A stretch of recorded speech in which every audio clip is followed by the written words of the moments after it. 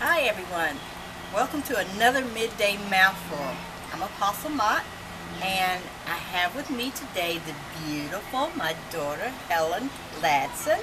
I'll introduce her in a minute. We are located here at Neptune Park on St. Simon's Island, and in honor of Black History Life, notice I said life, not Black History Month. In order of Black History Life, we're going to do a little history of the island of Neptune Park. And Helen, my beautiful daughter, she's an educator, a historian, and would you tell me, A junior culture keeper. junior culture keeper. Now say that 10 times real fast, okay? But really, she is so knowledgeable, and it's such an honor that you would join me on a Midday Mouthful Thank you so and much.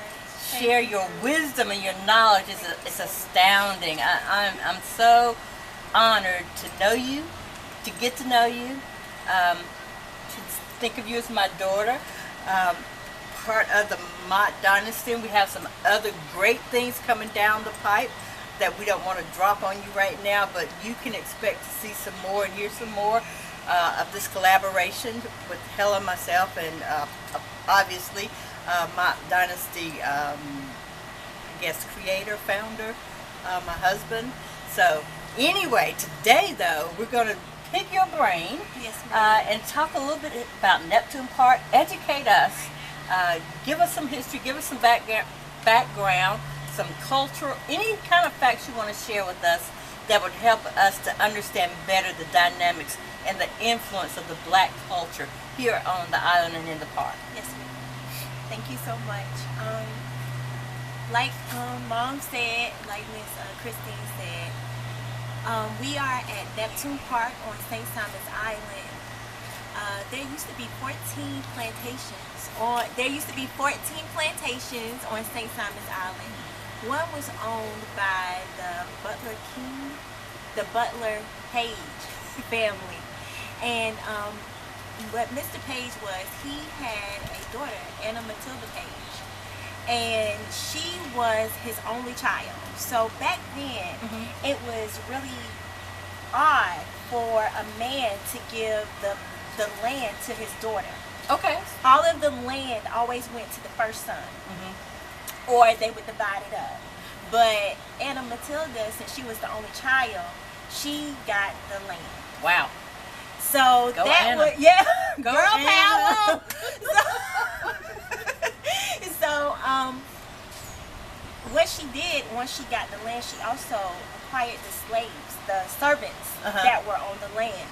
And Neptune Small was the companion to her oldest son.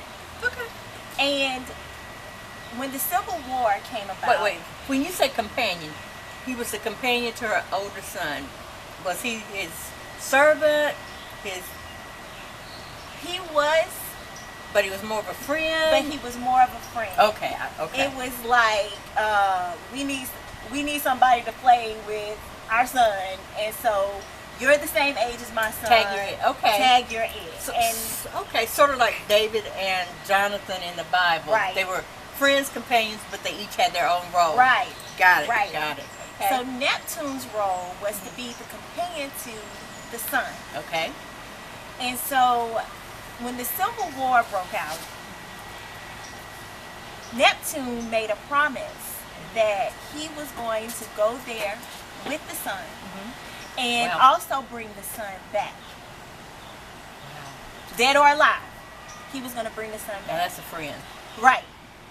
So Miss Anna Matilda Page, who is now a king, oh, please remember Butler Island. I apologize. Butler Island. Okay. So, Anna Matilda Page, king now, Wow. she sends her son off to war. Both her sons go off to war. And Neptune, one dies on the battlefield. He brings them back just, I think, to make him. And goes back to fight on the grounds with the son, Wow. the other son. And he brings both of them back. And they're buried here on St. Simon's Island.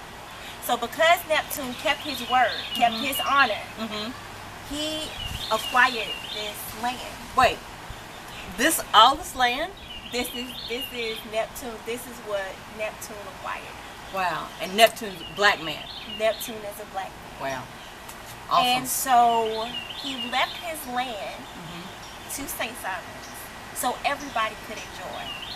And so this is Beautiful. why it's called Neptune Park. That's beautiful. Right. Now, my only, I guess my question, the biggest question is, if Neptune, is there a spot here on the island that really shows, and just like you shared the information about how the island was acquired, how the park was named, why it was named Neptune, is there some type of historical monument, documents anywhere here? There is. Okay, good. And they're all around on the Neptune Park. You can read and explore yourself. But if you want to delve deeper into it, please read The Diary of a Sea Island Plantation Mistress, The Diary of Anna Matilda Page King, and also read Neptune's Honor. And that is a whole book about Neptune Small. Wow. It's all a whole book about Neptune Small. That's And awesome. if you find anything that I said wrong, call a sister, okay? Don't be talking about me on the midday mouthful, okay, y'all? Please don't do that. No, I'm sure they won't, because you are so knowledgeable, and again, it's just an honor to share that, because you hear so much, particularly for our younger black children, don't have the benefit of hearing the historical background of where we came from. Most of the time when you talk about Black History Month, the only thing they know or they've been told is Martin Luther King. Right. But our roots go back so much further, and we're more than athletes. Yes. We're more than artists, and I forgot to tell everybody, Helen is an artist as well, and you'll be hearing more about that at a later time. We're more than athletes. We're more than artists. We are friends. Right. We're companions. Yes. And not only that, we're business people. Right. We're intelligent. Right. We are business owners. We have a heart. We have a soul. We have intelligence. We are here in this culture. Yes, ma'am. Because we came from a culture where we were still kings, queens, honorable people. Right. And what Neptune did was honorable. Yes. He kept his word. He kept his word not only once but twice. Right. Go back and get both sons. Right. And because of that, he was rewarded. Yes. And then he didn't even stop there. He could have been very selfish. Yes. And kept what was given to him. But look at the beauty that he shared with all of us. Yes. But I want you to understand, particularly young black men, young black women, and older black men and women, and everybody really, the significance of the African American influence in the culture that we call America. Right. We are a people who are proud, strong, intelligent, articulate, royalty, Yes. basically. And those roots in us go deeper than the roots of slavery. Right. Because sometimes the roots of slavery will keep us in bondage, not allowing us to see our culture and who we are. In reality, we're so much more than even the culture and the history that's trying to be erased since we got here. But if we go back even further, we'll see that we come from royal blood. Right. And it's one thing about black people. We were talking about it earlier today in our travels. Black people are people who know how to adapt. Right. And it doesn't matter what's thrown at us. We can adapt. We can make adjustments to our situations and make the best out of it. Right. Now, do we have some issues? Absolutely, but who doesn't? Right? Right. But in the whole scheme of things, I personally believe if we understand better the things that, like you're sharing, the junior culture keeper, that's awesome. We need to know not only who we are, but where we come from. Right. I think that we think that slavery is so far away. Say that. And it's not. Mm-hmm. Because we're probably 5 generations removed from the soil of Africa. Wow. So that means that my great grandmother, she was sold into slavery. And my great grandmother had the raffle tickets of her parents being sold into slavery. And you know, my grandmother, these are stories that we need to tell, because we think we're just so far removed. We'll say, oh well, that was so long ago. That was so long ago. But everything that we touch, from how we're educated, from how we think, how important education is, it all came, but we're missing so many pieces that there's so many gaps. Yes. Where we have, okay, you were a slave, then you became free, then Martin Luther King came, Rosa didn't sit down, Obama became the president, and that's it. Now, and that's you it. know, but we don't know that right here on this island were 4 black communities. There were 4 black communities. There were 4 black schools that were established after the Civil War.